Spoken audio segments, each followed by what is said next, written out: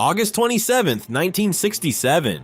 18 experienced skydivers stepped out of a B-25 bomber at 20,000 feet, expecting to land on solid ground. But instead, they fell toward Lake Erie, miles off course, completely blind, and with less than 4 minutes to realize they were about to die. But how did such a massive disaster occur? Let's take a true insider look.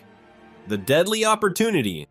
Summer 1967, and skydiving was still living in this Wild West space between legitimate sport and barely regulated adventure. The culture ran on reputation over paperwork, experience over licenses, and the understanding that if you'd logged enough jumps, you earned the right to chase rare opportunities when they appeared. And one of those once-in-a-lifetime opportunities landed at Ortner Airport near Wakeman, Ohio, when word spread through the tight-knit skydiving community that a privately owned B-25 Mitchell bomber would be flying that afternoon.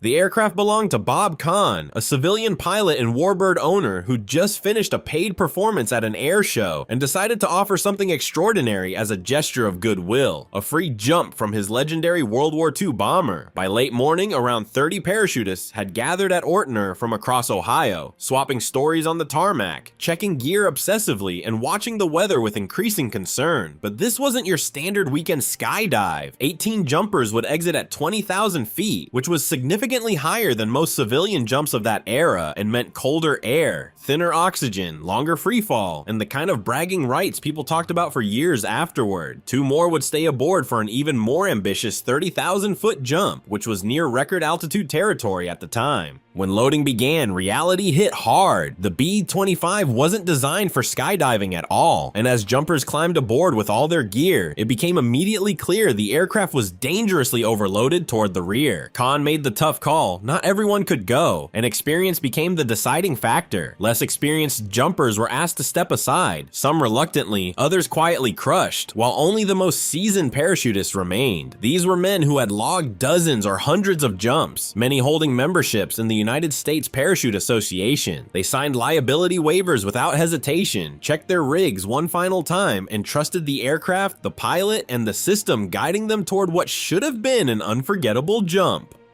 The warning from the clouds.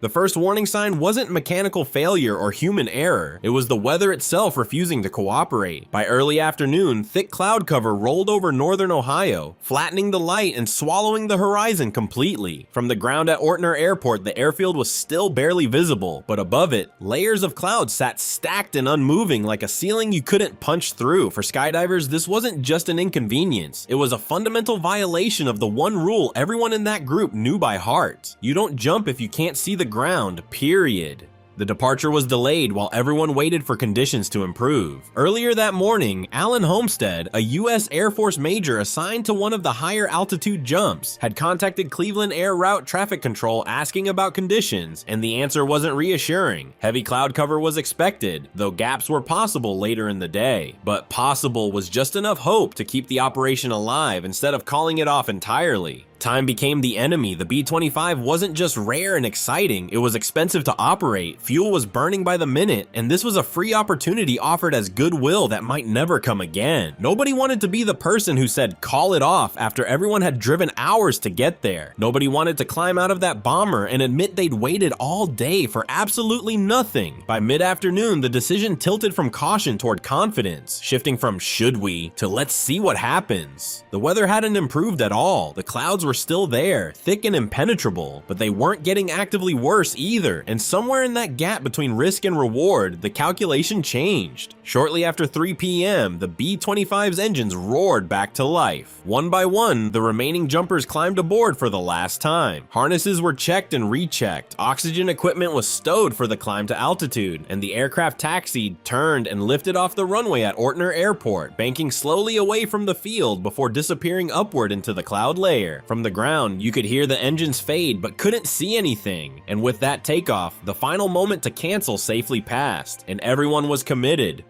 The radar mistake.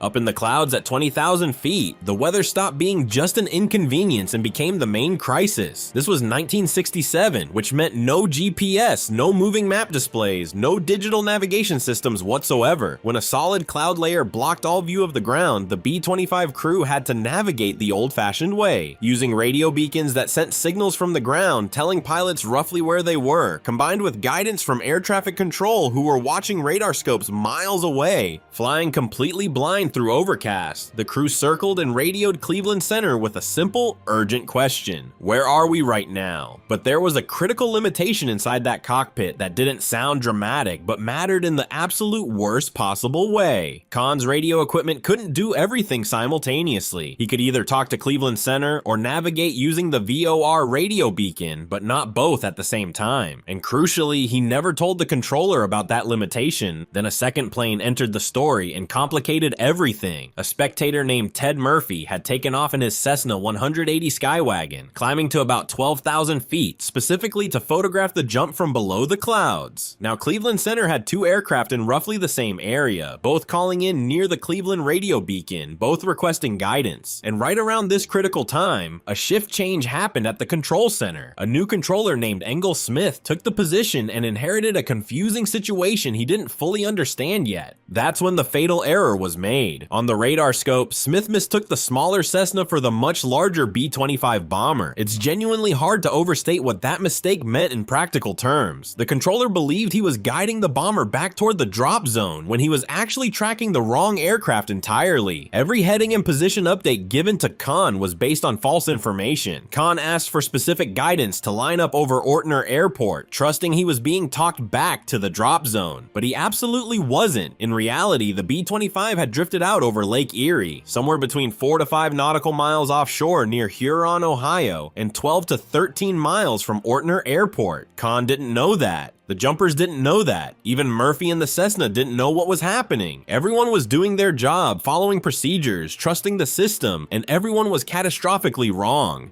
How 18 men jumped into the wrong sky. Inside the bomber, the moment finally arrived that everyone had been waiting for all day. Kahn slowed the aircraft from roughly 145 miles per hour down to about 105 miles per hour, and the bomb bay doors opened with a mechanical groan, flooding the interior with freezing cold air, deafening noise, and blinding light. To the jumpers standing at the exits, it felt like everything was finally lining up. They believed they were positioned over the airfield, believed the clouds below were just temporary cover hiding land that would appear when they broke through to clear air below. But the truth was already locked in and irreversible. They weren't above Ortner Airport. They were above open water with nothing but Lake Erie stretching in every direction beneath the clouds. There was no view of the ground, only thick, unbroken white cloud cover as far as anyone could see. But one by one, then faster, 18 experienced skydivers stepped out of the B-25 from its 4 exits in less than 30 seconds from first to last. Many of them had done jumps through clouds before in training scenarios. They'd practiced freefall in worse visibility conditions. Their plan hadn't changed from the original briefing: freefall together as a group, hold relative positions, wait for the clouds to thin, and deploy parachutes over the airfield for a safe landing. For the first few seconds of freefall, it was just cold air rushing past in complete darkness. The bomber disappeared above them almost immediately, swallowed by the cloud layer. There was no horizon, no reference point, no sense of up or down, just the sound of wind screaming past and the pressure of speed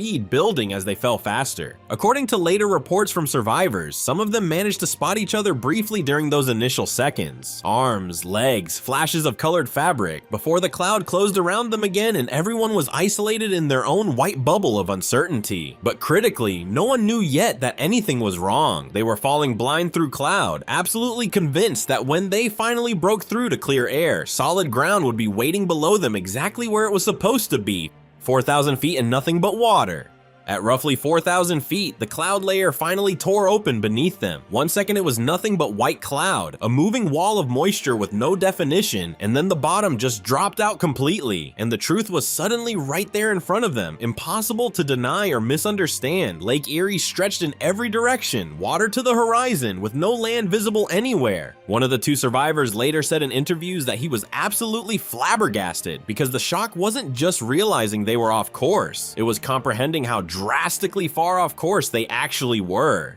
There was no time to radio anyone, no way to warn the other jumpers scattered across the sky, no group plan anymore that could save them. They were spread out over a wide area with parachutes starting to bloom at different altitudes, and down below the lake was actively choppy with small waves rolling and wind pushing everything sideways. The jump instantly transformed from a controlled freefall into a desperate scramble for survival. Eyewitnesses watching from the shore later told investigators that the canopies came down in a straight line one after another, so orderly it almost looked planned and coordinated, until you realized it was only orderly because the wind and drift were carrying them all the same direction with no control. Up in the air, it was controlled panic. Men started frantically kicking off boots mid-descent, ripping at heavy outer layers of clothing, trying desperately to get rid of anything that would drag them underwater after impact. The two men who would ultimately survive, Robert Coy and Bernard Johnson, managed to cut away some of their gear before they hit the water, not because they were particularly calm or better trained, but because they understood the clock instantly and acted on pure survival instinct. If you land heavy in water, you sink fast, and Lake Erie wasn't going to give anyone a second chance to figure that out.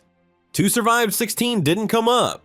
Lake Erie in late August should have been warmer, but it wasn't waiting to be merciful. The water was still cold enough to shock the system, and the surface was unsettled with choppy waves that made floating nearly impossible. The 18 jumpers hit the water one by one, spread across a wide area. Boots filled instantly with water. Clothing became dead weight, dragging bodies sideways and down. Harnesses pulled at awkward angles, making it nearly impossible to move efficiently. Some men managed to cut away parachutes and heavy gear as they hit the surface, fighting with knives and carabiners while trying to keep their heads above water. Others didn't get the chance before the lake pulled them under. Robert Coy and Bernard Johnson did just enough, just fast enough. They ditched heavy clothing, used whatever they could find to stay afloat, including helmets, reserve chutes, any pocket of trapped air that could buy them another minute. They weren't swimming toward anything or trying to reach shore. They were simply fighting not to sink while watching their friends disappear. Around them, parachute canopies collapsed onto the water's surface and disappeared beneath the waves. Heads went under and didn't come back up. At one point, Coy later testified that he saw a boat pass relatively nearby, close enough to shout at, close enough to see someone on deck looking back, and then it just kept going, turning away. Whether the crew didn't understand what they were seeing, mistook them for recreational swimmers, or deliberately didn't want to get involved in something that looked complicated, nobody ever found out or admitted. Eventually, a private fishing boat turned toward them, and the crew pulled Coy and Johnson aboard, both alive but barely functional from cold and exhaustion. 16 others weren't found alive. By the time official Coast Guard rescue efforts fully mobilized and arrived at the scene, the lake had already decided who it was keeping and who it would release.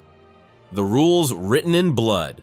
The B-25 bomber landed back at Ortner Airport exactly as planned, engines shutting down smoothly, no mechanical issues whatsoever. The 2 skydivers who had stayed on board for the higher altitude 30,000-foot jump climbed out, expecting to regroup with everyone else and hear stories about the jump they'd missed. For a brief moment, nothing felt wrong at all, just another successful flight operation completed. Then the radios began to crackle with emergency traffic. Calls started coming in from the shoreline, from civilian boats on the lake, from the Coast Guard Coordination Center. Reports of parachutes scattered across the water, of bodies being pulled from Lake Erie, of others missing entirely and presumed drowned. What first sounded like confusion and garbled communication sharpened rapidly into horrible fact. 16 men were dead, only 2 were alive after being rescued from the water. The scale of the disaster took hours to fully register and days to piece together completely. Investigators from the National Transportation Safety Board reconstructed the entire flight, analyzed all radio communications, and reviewed every decision point. Their findings were devastatingly clear. Air traffic control misidentified a nearby Cessna on radar and gave the bomber fundamentally wrong position information. The pilot relied entirely on that guidance and continued without any visual confirmation of his position, and the jump itself violated the most basic, non-negotiable rule of skydiving: never exit an aircraft if you can't see the ground below you. No one was criminally charged, though the legal and regulatory fallout lasted for years. The US government was eventually found legally responsible